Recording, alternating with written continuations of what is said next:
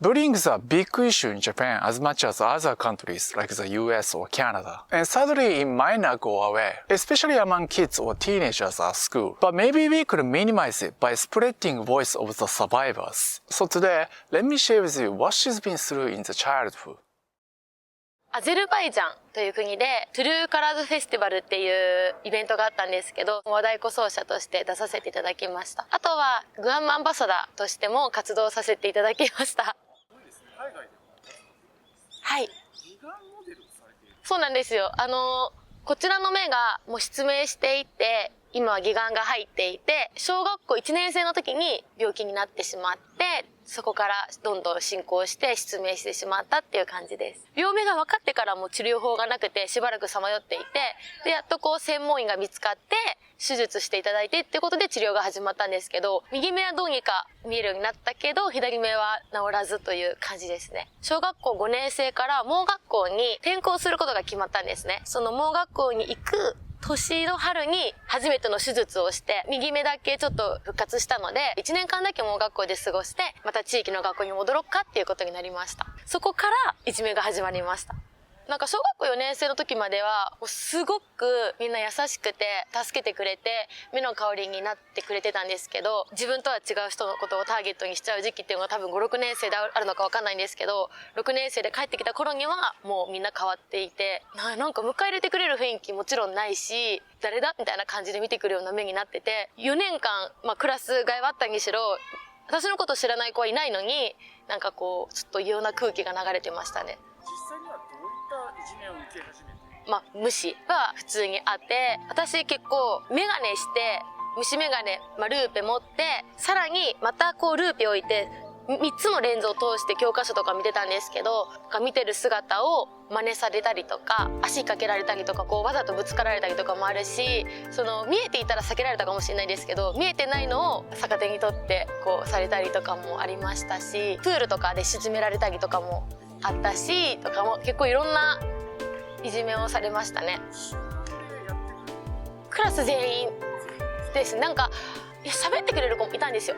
中には。けど今から思えばその子も今だから分かるんですけど、自閉症とかあるから多分同じ部類って思われてたから、他からも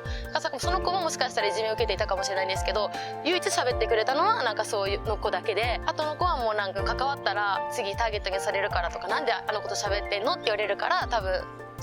かけられないように多分してたのかなと思います。めっちゃきつかったです。なんか修学旅行とかいろんなイベントあるじゃないですか。それもマジで行きたくなくて、楽しい思い出なんて絶対作れないし、バスとかも私の隣に座る子は罰ゲームなんですよ。だから裏でくじ引き、私の歯の中でくじ引きとかされてましたね、目の前でとか。めっちゃ辛かったです。なんか目が見えなくなる恐怖以上にいじめられてることが今でも辛い思い出っていうか、辛かったですね。誰か助けてくれる人、先生とかなかったですし、先生に気づかれないようにしてたので隠してました。めっちゃ明るくして、先生の前では気づかれないようにもしてたし、多分そういうのも先生の目を盗んでやるので、みんな例えば助けを求めちゃったら、なんかクラスで例えば話し合いになったりとかしたら余計エスカレートしちゃうなって思ったし、それが怖いし、なんか万が一勘違いだったら、私のいじめられてるのが勘違いじゃなかったんですけど、なんか恥ずかしいしとか、その当時は絶対に選択肢にはなかったです。母にもそうですね。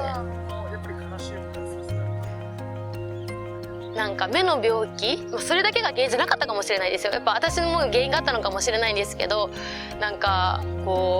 家族が悲しい思いしたらどうしようとか、家族って絶対学校に言っちゃうじゃないですか、打ち明けたら。それも怖かったんで絶対言わなかったです。ひたすら耐えていて、でそのプール沈められた沈められた時も、市民プールやったんですけど、救急車にも運ばれたんですけど、母からしたら何かあったのってなるけど、理由は本当は足引っ張られたんですけど、嘘つけたので目が悪かったおかげで、それも見えへんくて段差気づかなくてそのまま入っちゃったとか言って嘘ついてしのぎました。で、まだ小学生やったんで、首吊りとか、何も知識なかったから、ふと思ったのが、お腹刺せばいいのかなみたいな感じやって刺してたんですよ。もう、無な感じで。多分もう麻痺してたのか、小学生だったし、小学校の心のキャパとかも多分小さかったんで、今やったらそれなりに、考え方も変えれるんですけど。もう学校に戻れないのって、うちの母に言ったことがあって、いいね学校だから戻れないよっていう時は、その時母は言ってくれたんですけど、その時に一歩押し切ってでも、大学にしてでも、学校に戻りたいって、今すぐ戻りたいって、あとは学校に行かない勇気も持ってたらよかったな。不登校になるイコールもいじめられてますって言ってるみたいなもんやから、余計生きにくくなるとか、今思ってたので、でもそれも一つの勇気だと思うので、で、障害ある何関係なくやっぱできる。日本人って自分で行動しないじゃないですか。周りのその集団で、自分は自分っていうのがない気がしてて、それで怖くて周りと一緒の行動しちゃうから、いじめにつながったりするのかなっていうのは思います。いじめてる方が、その時だけの楽しいからいいんですけど、いじめられた人って一生忘れられないし、それが私の考え方を変えれたからよかったんですけど、このから抜けれない人って一生傷を負って、外に出れなかったりとか、自分の子供がいじめられたらどうだろうとか、自分の親が会社でいじめられたらどうだろうとか、自分の身近な人に機会を置き換えてほしいなと思います。でも今は別にいじめてくれた子に対して恨んではないですよね。もしかしたら過去に信じられてきたから自分が次それをやっちゃったのかもしれないし、その人にも多分理由があると思うから、それ私で話せたらよかったんじゃないかなと思ったりとか、最初恨んでましたけど、そうと思ってたけど、今は全く恨んでないです。はい。私の小学校3校から選べるんですよ。好きな中学校。で、そのいじめの主犯格たちがいない学校を選んで。でもしばらくは小学校の時のいじめのトラウマで友達を作れなくて怖くて、人間不信というかどうせまたいじめの対象になるんじゃないかって怖すぎて、半年ぐらいは誰にも心を開かなくて、けどだんだん、半年経ってもいじめられないってことは、大丈夫なんだと思ってだんだん心を開いて、足元ばっかり見ていた毎日だったけど、ちょっとずつ顔を上げれるようになった。もう大丈夫なんだなって、バリア張らなくても大丈夫なんだなって思って。ブドウ膜炎とその合併症の白内障にもなっているので、瞳の色がもう水色なんですよ。目がまず両眼違う色している。左目だけ変な方を向いてるっていうことで、コンプレックスでずっと前髪で隠す髪型をずっとしてたんですよ。それも逆にそれをすることで、隠してるものって気になるじゃないですか。その奥にある目はどうなってんのみたいな。それで興味持たれたりとかで結構大変だったんですけど、でもなんで義眼を入れる決意を全然しなかったかっていうと、元からある目をくり抜いて、ピンポン玉みたいなのを入れると思ってたんですよ。でもそんな痛い思いしたくないしと思ってて、ずっと断ってたんですけど、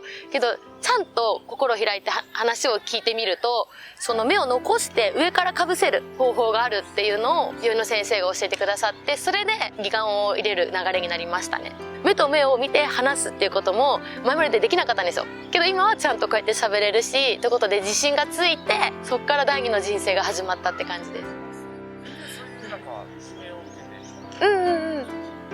本当ですか？一回自殺もしようと思ってた時期があって、小学校の時なんですけど、あの時死ねなかったのも、こういう未来がちゃんとあるからだったんだなって、点と点もちゃんと結びついたっていうのもあって、生きててよかったと思ったりとか、こんな未来があったんだっていうのも分かったので、ちょっと明るくなってこれたって感じです。